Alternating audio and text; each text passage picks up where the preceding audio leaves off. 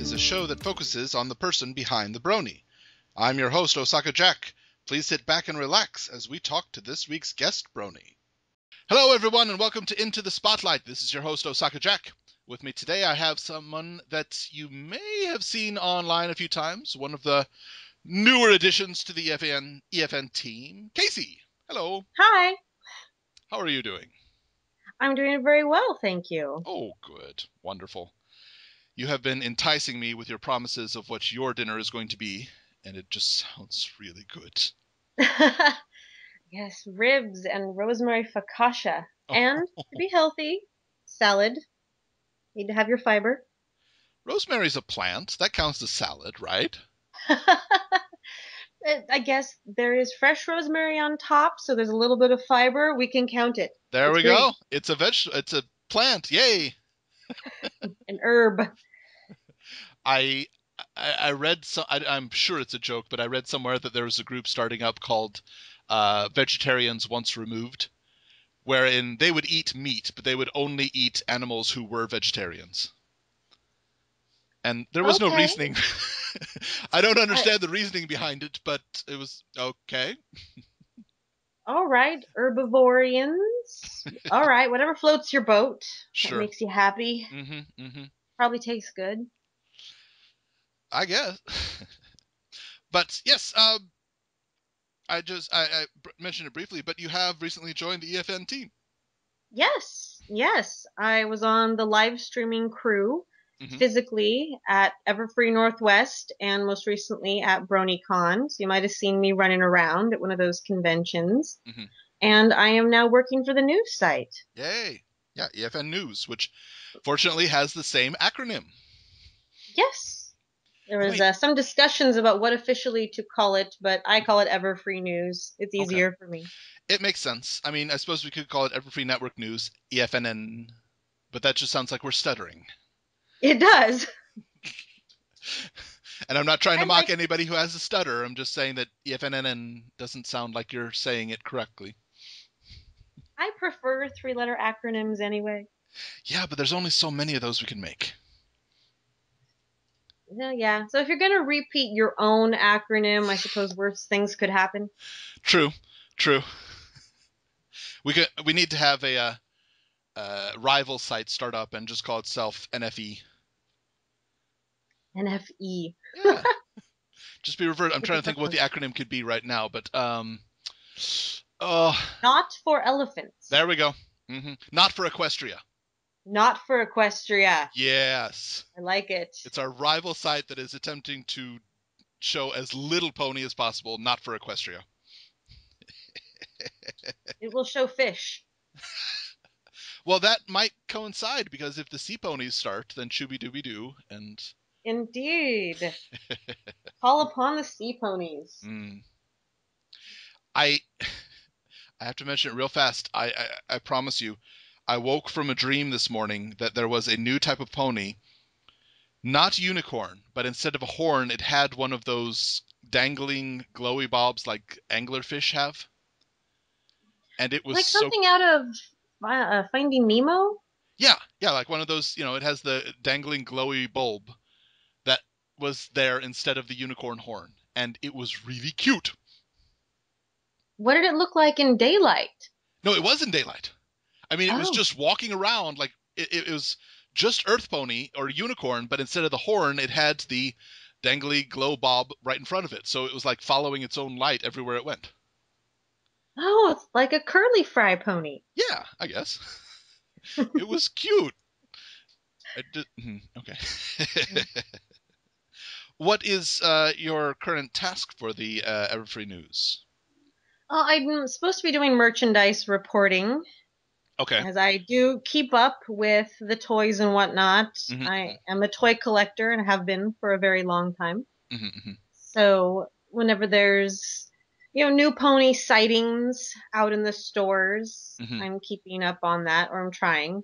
Yeah. So far, I've been doing mostly research tasks and giving it to other people to write about. Sure. But I've written, I think, 2 things that have gone live on the site. Okay. All right. I'm frankly not sure, because I'm not in that aspect of EFN, but how many people are involved in EFN News? No, Or I Everfree don't know News? myself. Oh, okay. There's researchers and there's reporters and there's editors. There's an AV team. Okay. So probably more than a dozen people at All this right. point. All right. So it's not just one person decide. So it's not just you and somebody else deciding to make your own branch off. No, no, Okay. there's a rather large team of people, and you would need that to make Sure. something like this work. If you were going to do it in earnest, yes. Yeah. You mentioned that you tried to keep up with the new pony releases. Are you also attempting to do that on the international side or just within America? Sometimes I do a lot of international collecting. Oh, okay. I had a set with Applejack and a young pony, a background pony, shipped in from Poland Oh, okay. relatively recently. It was a European exclusive. Okay. So Okay. it depends on my mood. If I want to have something shipped in from overseas from Hmm. another collector, Gotcha. that one was an eBay purchase, but I. I do private trades on Mhm. My Little Pony Arena is where I do most of my private trading. That sound okay. I can imagine that it's a place for collectors to trade items, but frankly, the name makes it sound like a Pokemon arena, where I just imagine different OCs battling. You are not the first person to make that comment. Some of my coworkers a few years back said it sounded like a battleground where ponies fight to the death. I And that didn't say hadn't to even the occurred to me. I didn't say to the death. I just imagined Pokemon they would faint and then that'd be it. But yeah, that's the first thing that popped in my head. For us collectors, we try to take each other out. Yep. No, not really. It's a lovely place. The collector community, it's a good place to be. It's thousands of people, women mostly, online who do almost 100% on your honor business transactions with Okay. people who are mostly strangers over the internet. And I Wow. have never had a trade go bad. Not That's one time. wonderful. That's great. Have there been?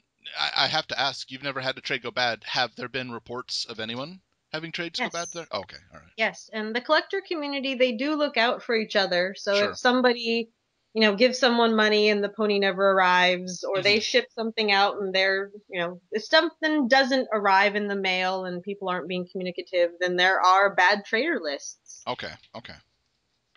So it's also nice, the community looks out for other people in the community. Sure. That's good. That's good because it would be nice if everybody was totally honest with such things, but that doesn't happen. Nope. Unfortunately not. No. But I've never had anything go bad, never any problems, so I'm very Oh. happy there. Well, you need to stay in touch with me then, because once the official pony toys start appearing here, the official exclusive Japanese toys, I'm gonna have the inside track. Oh, I will be contacting you. Hmm. You'll be my hookup in Japan. Yep. So far, we've only seen the crane game ones, which are frankly disturbing. Oh, yeah, they usually are.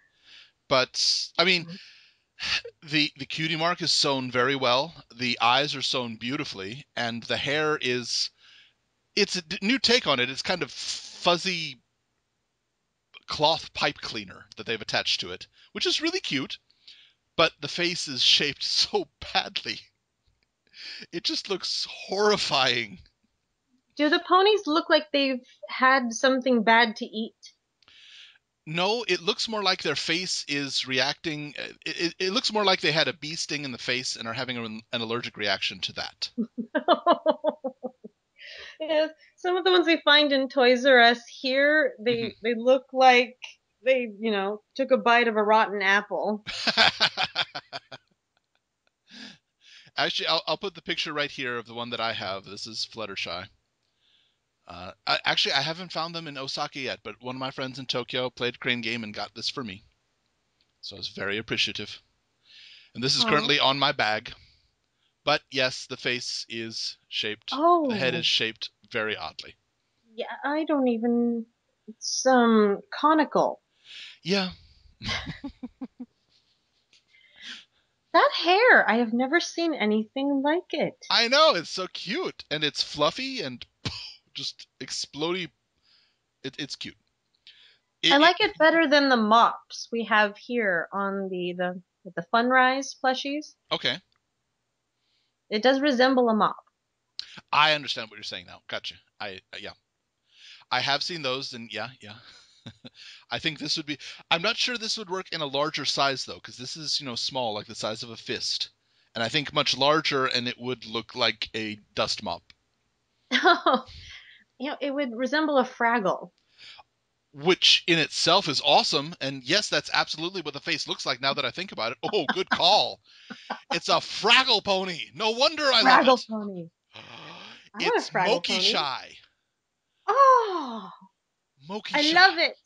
Oh, Rainbow Red. Oh, that sounds fantastic. I know. Please, somebody with artistic ability, start making Fraggle ponies. I need a Fraggle pony. I need a Rainbow Dash Red. Rainbow Red. Yeah. Put that in Rainbow Dash corner of the pony room. Just imagine the rainbow hair done up in red style pigtails. Oh, so cute. Oh, she would be cute. Mm-hmm. She would look like teenage Rainbow Dash. Yes. Oh, we need this. We need this. Someone make it happen. Please. Well, we've mentioned it a few times in passing, but you have a significant collection of pony. And we're not just talking the current generation of pony. No. It is across all the generations. Mm-hmm. I have My Pretty Pony from 1981 up until things that I bought last weekend. Toys R Us. Mm-hmm. And there's a bunch of stuff in the living room that I haven't inventoried. So the official count is 1,511 My Little Ponies. That is very large. It is one of the largest collections in the world. I have absolutely no doubt about that. I'm just curious right now. Do you know who has the largest? I mean, is this person known, or is it just one of the largest and we leave it at that? I'm every so often, like on the My Little Pony arena, there's a poll of how many ponies do you have, and I keep track. And there's only so many people that have more than 1,000. Sure. And there's a few people that are upwards of 2,000. Wow. Summer Hayes, she's another collector friend of mine. She runs the My Little Pony Fair, the collector convention. Okay. And she's one of those people. She has almost every pony ever. She's a completist, as we call it. Okay. So for space reasons, I try to focus. Okay, sure. Like for G4, I focus on, I like Applejack and Rainbow Dash for nostalgic reasons, and rarity has grown on me. Okay. And I pick up other stuff now and then, like if it's a white Celestia, then I'll get it, but Gotcha. I won't touch a pink Celestia if I can help it. I understand that, sure.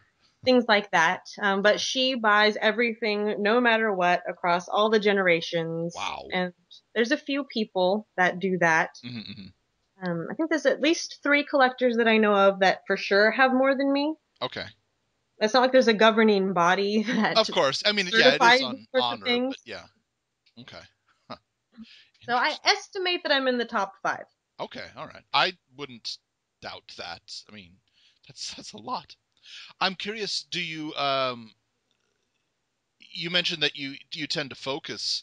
Do you also focus on what type of things you collect, as in do you just get the brushables or blind bags and brushables and plushies, or do you just go across the board, whatever they've got? I focus on the characters. I do like the plushies, so I'll get those. Blind when bags? It comes to the merchandise, I used to go, and get all the merchandise for given characters, but I just don't have that much space. I mean, I have a Rainbow Dash luggage tag. Okay.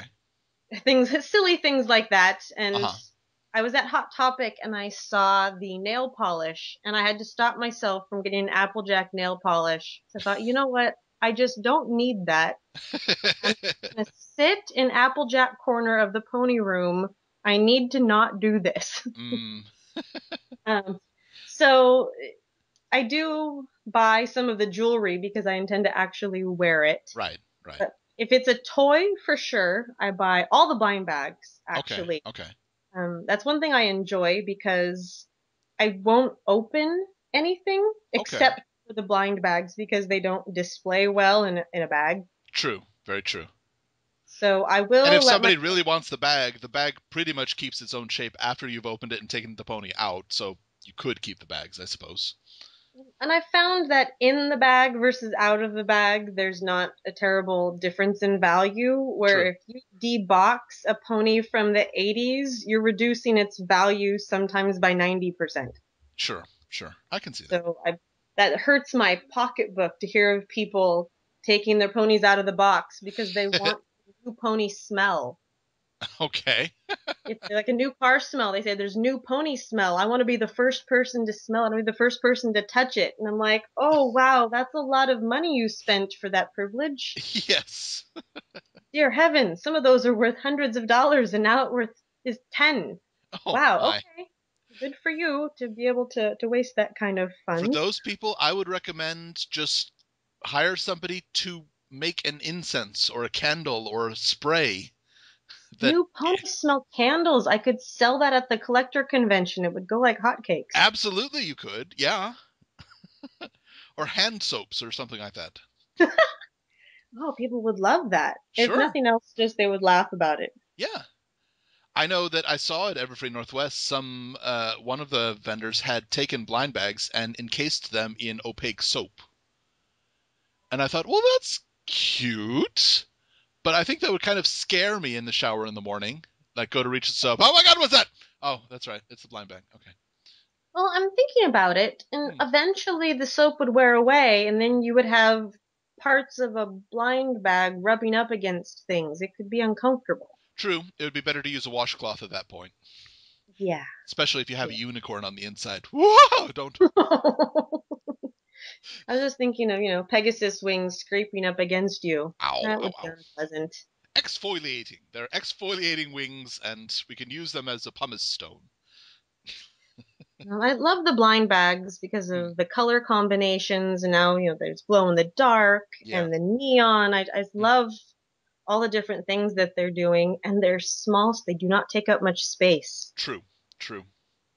I've it's very I'm starting to get pony merchandise be available to me over here now that the show is in full swing.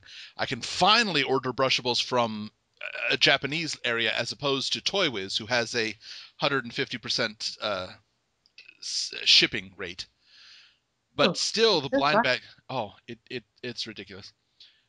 But still, the blind bags are just not available unless I order them through Toy Wiz, and it's a good $200 for the box, including shipping. I'm like, oh, I want them, but uh, can't justify that much cost for a great Maybe Gilda. Mm. at some point we can help each other out on this front. I This is a feel like possible. a private shipping perhaps could help you. This may be a thing. Yes, yes, this may be. And I also, have shipped some stuff. to be totally honest, I love getting the blind bag, the boxes, and I love opening them and putting them on display and then giving them away to students about 2 weeks later. I like having them there. I like watching, and then, okay, you go to somebody else now. Go make one of my students happy. How do you choose who gets what? The good students get the ponies, and if they don't have a favorite, then they get like Berry Sweet or Gardenia or somebody that isn't, have lines on the show. And if they have a favorite, then I try to find that one for them. I have one student who adores Pinkie Pie, so she gets the Pinkie Pies. Oh, Mm-hmm. Unfortunately, I've got two students who really like Rainbow Dash, so it's kind of a toss up. Oh, okay, which one do I give it to? Which one? Which one? Which one? And the problem is one of them is a 3-year-old boy, and the other one is an 18-year-old high school girl. So they have to do rock paper scissors to see who gets the Rainbow Dash. oh, yeah. I'd be tempted to give it to the actual child, it being a Yeah. toy and all. Oh, and he usually gets first pick. It's just I don't want to give only to him, and she likes them too. So it's like, okay, well, you guys do rock paper scissors, and I'll give Rainbow Dash to one of you, and I'll give a random pony to the other one. So nobody goes home empty-handed. Just who gets Rainbow Dash is the question. Right, right. Well, I love Rainbow Dash. Mm-hmm. I do. I have, well, it's a G3, but one of the largest things in the pony room is a 3 foot high plushie Rainbow Dash that I Wow. had shipped from Australia. Wow. That's huge. I Yes. just I, I'm thinking because it is Rainbow Dash, I'm wondering if it's like a piñata where if you do happen to open it up, like all these plushies and blind bags come out from the inside. she does hold up well, but the person who shipped her from Australia just took the pony and wrapped her in plastic black trash bags. So this pony mummy shows up on the doorstep.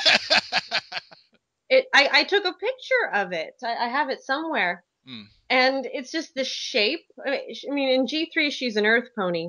okay. So it's the shape of an earth pony just wrapped with tape and black plastic trash bags. And I wish I could have seen the look on the male person's face. I really wish. That's fun. Yeah, I know that the mailman is starting to resent me just because I am fourth floor and I get packages internationally quite a lot. And he's like, "Here's your super heavy thing that you ordered today." Thank you, thank you, thanks for delivering. Sorry. But he doesn't give me strange looks about what's inside, so I can't imagine what would happen if I had a mummy sent to me. Yeah, I can't even think. It was a sight to behold. Well, a lot of people, I mean, I admit that I was aware of My Little Pony beforehand. I do have four younger sisters. Um, so to a small extent, I know of the ponies, but what would you say are some of the larger changes that have occurred between the generations? I mean, I we would know, say we that, just mentioned it here that Rainbow Dash used to be Earth Pony and now she's a Pegasus, and surprise, the Pegasus changed over to Pinkie Pie. right, right. Well, I mean, because of copyright issues and Hasbro not keeping them, Mm-hmm. Twilight now has to do with vampires, and so Mm-hmm. Twilight had to become Twilight Sparkle. Okay. Twilight was actually one of my first ponies, G1 Twilight. I Okay. still have her. Um, eh, as far as changes overall, Mm. it's definitely more about the characters and the personalities Okay. with G4, where in previous generations it was about different themes, color combinations, and the ponies themselves, it was totally up to the child almost entirely. I mean, a Mm-hmm. few of them were chosen to be in the cartoon specials that I Right. admit I largely ignored. Even as a child, I watched the G1 cartoons, Mm-hmm. but I was a lot like Lauren Faust in that I didn't connect the ponies in the cartoons with the physical toys that I had. Sure. Like Sure. I chose their personalities, and even if they were also in the show, I didn't care. Okay. They were separate to me. So as far as the toy line, there's a lot more variety in the past because Mm-hmm. it was just about, slap a cutie mark on that. We've got a tropical theme this year, so let's throw every combination of neon colors we can think of and Okay. call it good. Gotcha. And now it's more focused on the Mm-hmm. main characters of the show. Right. And then, the background ponies come in. I think the Brony fandom has a lot to do with that, to be Sure. honest. Um, but with the blind bags, they're doing a similar thing, and maybe because as a collector habit, I like the blind bags for that reason. Mm-hmm. Mm-hmm. But I'm not seeing that as much with the brushables, which is interesting. Okay. All right. I think, and again, I don't have 1,500 ponies, so I don't know. But for me, it seems like with the brushables, they tend to follow the show in the exclusives, in the con exclusives. They really, really hit to the show favorites. Uh, Vinyl, Vinyl Scratch, or Derpy, or Lyra. These are the, Mm-hmm. these are the ones that what is it, the Funko ones that have Ah, just come out. yes. Mm. Those seem to be Brony favorites, but not so much in the show favorites. I mean, we don't see them Well, very much in the show, quite frankly. I'm sorry, guys, we don't. Well, I mean, Derpy and Vinyl Scratch, those were Hasbro's choice. Yeah. But the Comic-Con exclusives, that wasn't the first time they've done that. They've had Comic-Con exclusive ponies for 10 years-ish now. Okay. And in the past, they were made exclusively for, to a collector audience. They had superhero ponies. Okay. They had like a comic book motif and things like that. So they were for a specialized audience, an adult audience. They weren't really for kids. So there is a history of that. Okay. And then with the Funko toys, that's a licensee. Yeah. So that's not necessarily Hasbro, and Right. they can choose, okay, Hasbro, we want these characters, and then they can do as they please. So that's up to Funko and their market research and whoever they're trying to sell to. Right. Okay. But selling to Hot Topic, you can really see where Funko is trying to focus their business. That's true. And I've mentioned it before, but honestly, the two brushables I really want to see, I want to see a Shining Armor, and I want to see a Discord. Oh, a Discord. Just a brushable beard. Wouldn't that be so cool? Yes, and I'm just thinking you would make a mint. Why it hasn't been done yet, I don't even know. Well, I guess they're trying it out with Nightmare Moon to see how well a villain sells. That's true. I mean, we did see posts, not so subtle posts from Lauren Faust saying, gosh, I remember when I was told that dark-colored bad ponies wouldn't sell, and look at this! So, apparently there was some discussion at some point, and, yeah, they decided that... And there's enough to put Nightmare Moon into mass production. It's kind of strange. I'm not sure how little kids would receive it. And the things that she says, I bought her at Comic-Con. And it is absolutely ridiculous to hear her talk about her barrettes. Her barrettes are so pretty. And I'm like, seriously? Like celebrate the moon and ha ha ha ha ha. And she does the typical Nightmare Moon things. And then she talks about brushing her hair. I think I saw a quick find of it. Wasn't it not so much I brush my hair, but she says, I wish for you to style my hair or something similar to that? That's a little different from the other ones, but still, it's really? Okay. They tried, but they couldn't quite get away from it being a toy for children. Yeah. I don't know, but I would guess that, I mean, that's not the first Nightmare Moon toy. The first one actually came in the fan favorite set. Oh, that's true. That had Nightmare Moon and Vinyl Scratch and Rainbow Dash and I think Lyra? Was Lyra there? No, not Lyra. Lemony Gem. That's it. Trixie and Lemony Gem and, I can't remember the last one. Pink and Purple Pony. But if I had to guess, I would say that they agreed to do that one and would see how it sold. And I'm pretty sure that one sold really, really well because I almost never found it. And possibly from that, they decided, well, let's try a Nightmare Moon and see if this sells. So it could be. I'm happy about. So the Shadow Bolt Rainbow Dash is another interesting choice because it's very dark. Yes, very true. Very, very dark. But I love glow-in-the-dark stuff. So I think that's cool. Yeah, well, I've mentioned it. The things they need are Shining Armor and Discord brushables and an Applejack with a brown hat. An official Applejack with a brown hat, please. A brown hat. Well, you mean a Shining Armor brushable that doesn't have weird troll hair? Yes. Where you can actually brush the hair? Yes. I think you could with the fashion style one. Oh, okay. Yeah, I mean, it's bigger. Right. A large object. Yeah, I've got that set. I have a whole wedding section of the pony room.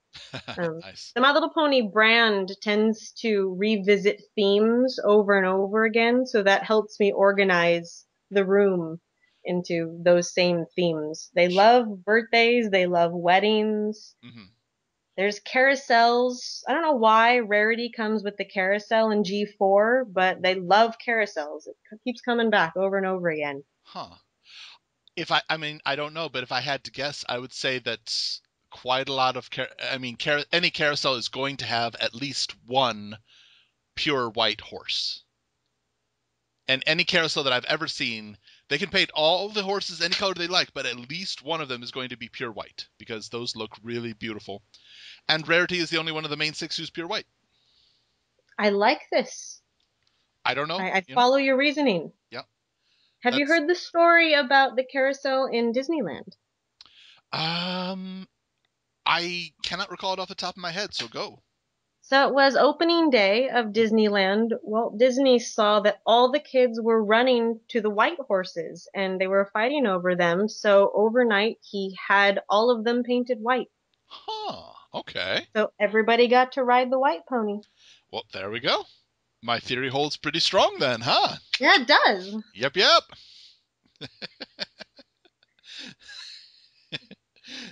Yay, I love it when I spout things off the top of my head and they turn out to be actually true. Makes me sound smart. Woo!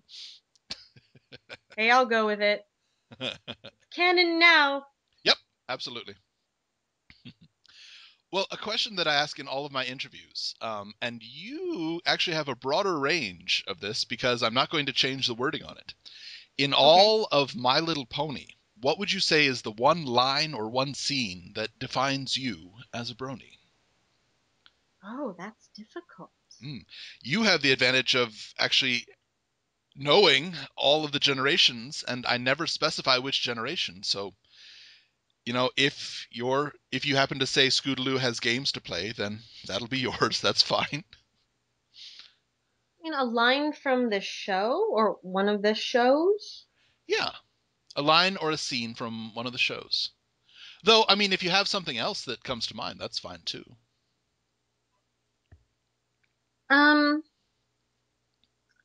Well, the one, no, that's hard. Oh, I'm very proud of this question. I'm very proud of it. Oh, that's an excellent question. OsakaJack trademark. Boom. Like, how would I choose what defines me as a brony? Usually, the first thing that pops into your head is probably the best answer, from what I've found. Well, I can talk about a scene. It's a G4 scene that affected me emotionally. That sounds like a winner. Yeah, it's when, in Rainbow Dash, she achieved the Sonic Rainboom not just to show off, but because she was trying to save her friends from mortal danger, and she just happened to achieve it. And that entire scene, it just struck me as, wow, that's awesome. Like, she was really trying to save her friends, and then she achieved something great on the way. Yes, I can see that. And that's one of my favorite things in the whole show that happened. That scene, I actually took that scene and I just converted it to audio, and it's on my iPod. And yeah, it is. There have been times where I'm on the train and that scene is playing, and it gets to the sound effect, and I'm like, okay, on the train, let's try to not cry in front of all these Japanese businessmen, okay?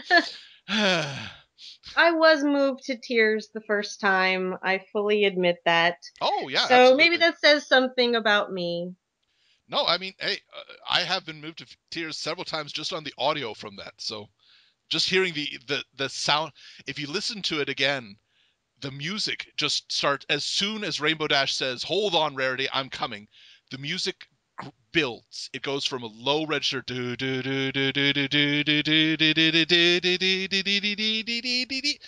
it gets about as high as it can go, and that's when we hear the sound effect for the Sonic Rainboom. It's very moving. It is. Yeah. All right. Good choice. Just thinking about it, I'm all, oh. I have to admit, I understand why they did it, and it was very cool, but I was not nearly as moved with the Sonic Rainboom in Cadence's wedding. I was impressed that Rainbow Dash has gotten enough skill to do it going up now, as opposed to just going down. Right. But at the same time, that one really didn't have a lot of emotional weight to it in my mind. I kind of barely noticed. I Yeah. gotta admit, it was I love that not episode. noteworthy. I love that episode, but yeah, that second rain boom was kind of, yeah, okay. All Like, right. whatever. Yeah. That's cool. You probably do this every Friday. That's how you or if or, relax. or if we go with fan favorites, she can do a double one now. Oh, yeah. Yeah. Once a month, you just bust out a double rainbow. Whatever. Probably something Rainbow Dash would say. Yeah, I do this all the time. I love her even though she can be so unpleasant sometimes. You know what? I would argue that that is true for any of the main six. Twilight can be snotty at times and superioristic, but we love her. Pinkie can be annoying. Uh-huh. Rainbow Dash can be bragging. Applejack can be very insistent upon the way things have to be done. Rarity can be, well, just Rarity. Yeah. And Fluttershy can be annoyingly shy to the point of, just speak up, girl! But at the same time, I think that's one of the endearing points, is that each of these characters has flaws, and that makes them infinitely more relatable in my mind. It makes them interesting. It Yeah. does give them something to overcome. Mm-hmm. Yeah, much more relatable. I agree with you on that. Mm-hmm. Mm. Lauren Faust's vision for the show, I love it so much. Yep. And, being female, the first time that I listened to her explanation about wanting to make a show for girls that didn't suck. And that's another time that I have teared up. I Sure. was so touched by that. I was like, I get that. I Mm-hmm. really get that. And thank you so much. Yes. Yeah. Yeah, and that's honestly, every Saturday morning I get to watch, one of the new translated episodes of Pony, and each time I'm just a little bit apprehensive. I'm like, please don't turn this into another bad show for girls, which is unfortunate because the show that follows it is really terrible. Oh, It's just, the show after it is Jewel Pet, which is essentially a show for 6-year-old girls, encouraging them to get as much jewelry and makeup as they can. It's it's sigh-worthy. But so far they've done a good job in translating, and they haven't dumbed down anything. Today I got to see photo finish, and oh, wow. How she did they translate that? it was Japanese, of course, but she had almost the same inflections that Tabitha uses. So she would suddenly talk and emphasize words and just do a complete slurring, and brilliantly done. I mean, they did a really good job. You can tell that the voice actors have listened to the English VAs and have adapted it slightly, but they recognize a good thing when they hear it, and they haven't messed too much with it. So far, I've been most impressed. Apple Bloom is just absolutely fantastic. I was really impressed with photo finish, and Stephen Magnet blew my socks off. The Really? Japanese Stephen Magnet was just incredible in his ability. I I laugh every time I hear him do his and then splash into the water. It's beautiful. So far, as of yet, I am quite pleased with the translation. It has held Oh, up very excellent. well. Mm-hmm. Were there any like Americanisms that were hard to translate that you've noticed? Oh, I'm sure puns are always really difficult, and there are a lot of puns, especially show titles. Mm-hmm. Diamond Dogs, for example, last week, Diamond Dogs, they don't know the song, they wouldn't understand it, so it was just changed to I Love Rarity. That was the title of it. It was, okay, all right, I can see it, I guess. Well, I don't know that they needed to do that. I mean, a diamond dog could be a thing. Well, no, They did look like dogs. the name of the Diamond Dogs remained the same. It's just the episode title changed to I Love Rarity. Well, all right. Again, I yeah, that's one of those. Oh, okay, all right. I mean, guess it's not terrible. yeah. Of all the things they could have changed, that's one of the least. It does still, and I suppose this would be. I don't collect items, but the completionist in me does get upset in that they have to cut 30 seconds from each episode. So I notice where it's missing. And I'll be like, oh, there was a Why? great joke in there. Ah! Why is that? They have added at the end of it, there's something called Lucky Pony Slot, where the voice actress for Pinkie Pie and a actual Twilight Sparkle animated will discuss something about Equestria or something about the pony world to try and explain it better to the kids. So they'll explain what a cutie mark is, or they'll explain that Spike is a dragon, but he's a baby dragon, or this is Princess Celestia and she's the ruler and she's an alicorn, but there's no other alicorns except for the rulers or the princesses. Type thing. So just a little bit of information real fast, and they'll do it in a cute, quirky way.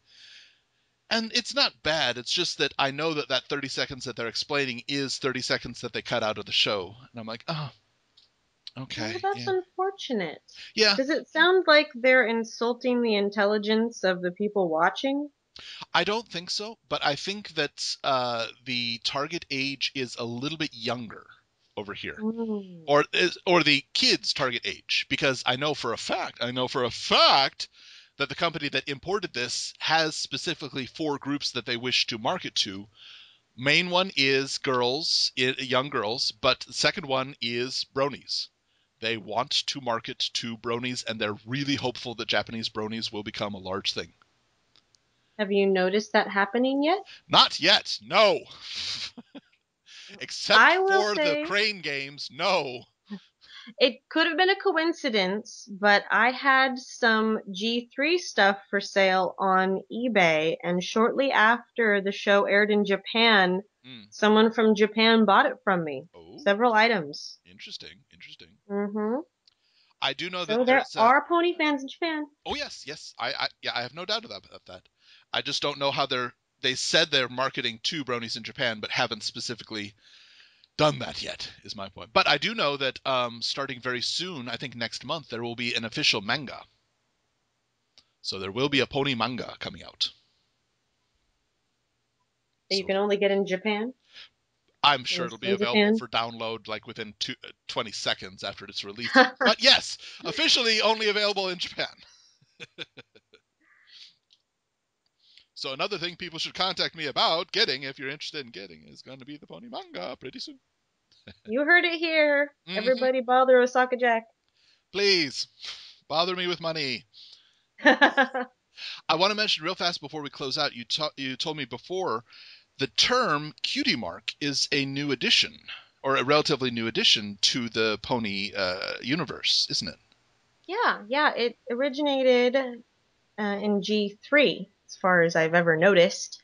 So as a collector, out of habit, I'll sometimes call it the symbol, because that's what we called it. And G1, G2, we didn't have a name for it. Mm-hmm. So collectors just called it, well, that's the pony symbol. And then Hasbro gave it a canon name sometime during G3, I believe. Mm-hmm. So then it became the cutie mark, and it still doesn't quite roll off my tongue. Okay. I have to remind myself to say it, maybe because it's 2 words, and just saying the word cutie isn't really my thing. Okay, understand, sure. But yeah, that didn't always exist. So you call a G1 pony saying that's their cutie mark, well, sort of, in a retroactive fashion. Yeah. Mm-hmm. So, okay. So in the same sense that some people will diagnose historical figures with ADHD. It's like, we can say it's a cutie mark on the G1s, but technically that's not what it was. Yeah, not in that point in time. That term didn't exist. Mm-hmm. Yeah. So it was just the symbol. Mm-hmm. Okay. Oh. Well, everybody, today we have been speaking with Cayci. Thank you so much for coming by today. You're very welcome. Bye-bye. Is there any project or upcoming thing that you wish to plug while you're here? Just the Everfree news site. Okay. I hope you guys are enjoying what's there so far. Mm-hmm. And I assume more is to come. Oh, yes. For sure. Everyone, we've been speaking with Cayci. Be sure to check her out on Everfree News. And this has been OsakaJack with Into the Spotlight on Everfree Network. We'll catch you next time.